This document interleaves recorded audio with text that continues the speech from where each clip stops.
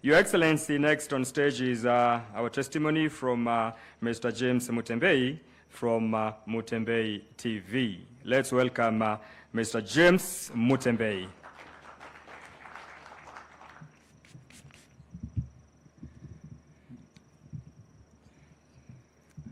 Okay, 4 or 5 years ago, if you could have told me that I could have been here, I would have simply told you off. But you know what? Through YouTube, I have heard the story of Chris. After they have done whatever they did there, I can tell you now that we are the people who are reaping big. I don't think there is any job in Kenya whereby a youth like me or even the others can make 500,000 to $1 million plus unless you are maybe appointed as a CS like our good friend Eliondowalo here and Kina CS. But I can tell you that when I joined YouTube in 2019, up to now, I have employed over 10 people. And all my employees, these are the ones who have employed directly.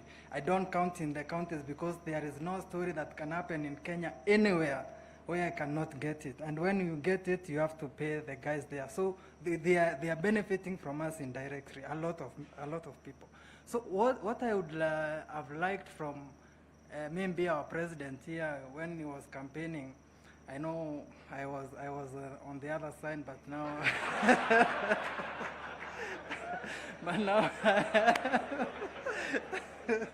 it's politics anyway. So we are here to continue. If we can get connectivity of internet or low data, I'm telling you, we can be having many views, and many views makes us get more money.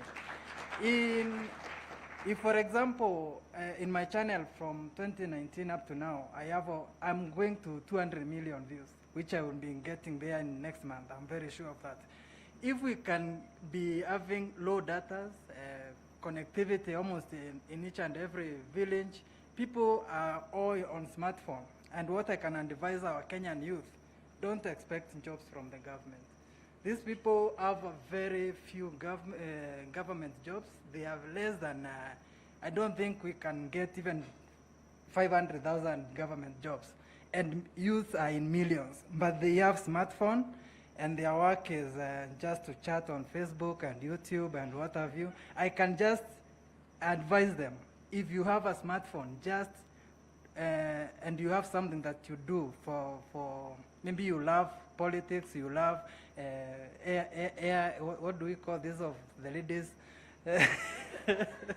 Fashion. You can do a content on fashion. All what is required is for you to just be consistent, and with the time, each and everybody will be asking, who is so and so? They will be following you like they are doing to Susan. Otherwise, thank you so much, and God bless you guys. Thank you so much. That is Mutembei for you. Your Excellency, to crown it all for that session is our sister Yolanda Odida, who will talk on behalf of the Pure Purple. Welcome, Yolanda. Let's appreciate her as she takes the stage.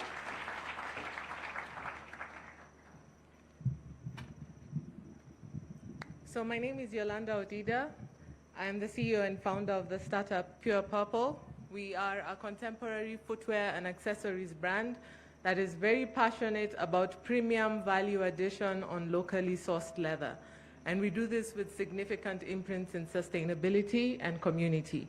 So an example of our sustainability imprint is we have this really cool book called Nawiri, and what we do is we harvest the hyacinth reed that is eating up our freshwater lakes here in Kenya, and we make paper out of that. We put the Kenyan leather on top of it, and then we put that out into the market. So you'll find these design things built into the heart of the brand. We also give 10% into the community, so you'd find there's a school in Gong that rehabilitates street children, and we make their school shoes as long as those children agree to stop drugs and go back to school. It has been a world of difference to see the President of the Republic of Kenya go extra mile to strengthen this industry. So we see the work you're doing at Kenana and we say thank you. How we came into leather value addition was through an MBA program that I was doing. My background is in corporate. And when we saw how key leather is for Kenya and in the context of the continent, we said that we had to do this. It is our dream to see not only Kenyans wearing our leather, but to see the world know us for premium leather. So how Google comes into our story is the next frontier of commerce is digital. And so if you want to position yourself for that frontier, these are the guys to watch. So for a business of my size, what they do is they're enabling us through education. So we have skills training that's coming in. We have platform support as well. And the tools that they have on their side and which position us across the globe. So that's really key. And what we encourage you to do is for all your commercial needs, go on Google and try and find these businesses that are positioning for the next frontier of commerce, because we are right there. So thank you. Before I leave, permission from the President to please give you a really cool book. Thank you. Thank you so much, Yolanda. He's handing over samples of the work they do, one for His Excellency, and he has also sent a takeaway for Her Excellency, the First Lady. Thank you so much. Let's appreciate His Excellency for agreeing to take that gift. Please be seated. Your Excellency, after listening to those testimonies, allow me to invite Mr. Charles Morito, who is the Regional Director, Government Affairs and Public Policy, Sub-Saharan Africa, to speak to us on the collaboration between Google and government. Welcome, sir.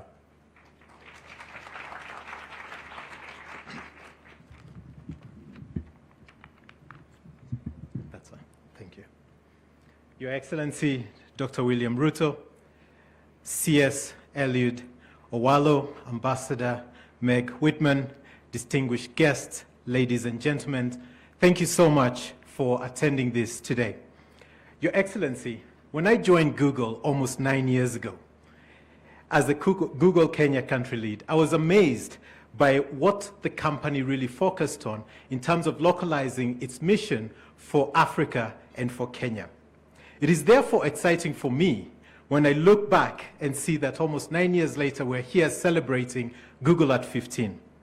At that particular time, I remember one of my first days, former CS Moshero said to me that if I want to ever go into government, that Google was the best place to train. So perhaps, I know that you're looking for some people, you can always call some of us as Google. However, in line with your remarks on Mashujaa Day, Kenya prides itself as a regional hub for innovation and continental technology innovation.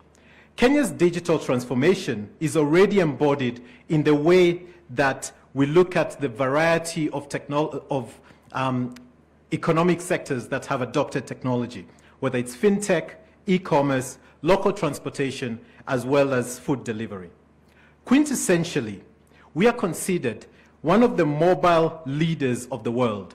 As Sundar Pichai, our global CEO, iterated at the Africa Union Global Summit earlier this year, he stated that we want to continuously work with governments to ensure that we're helping African economies adopt technology and really grow their economies.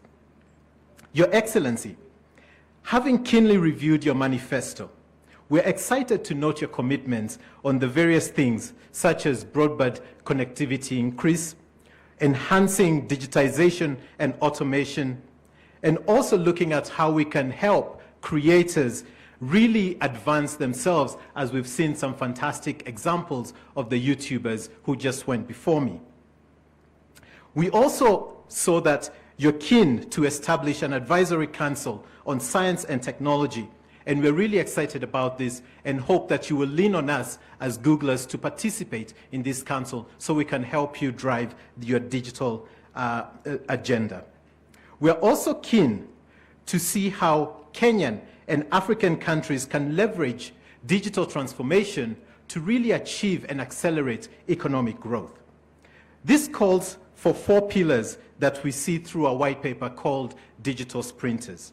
The first one of this is physical infrastructure, and it's already in your manifesto, so I won't go back into that too much.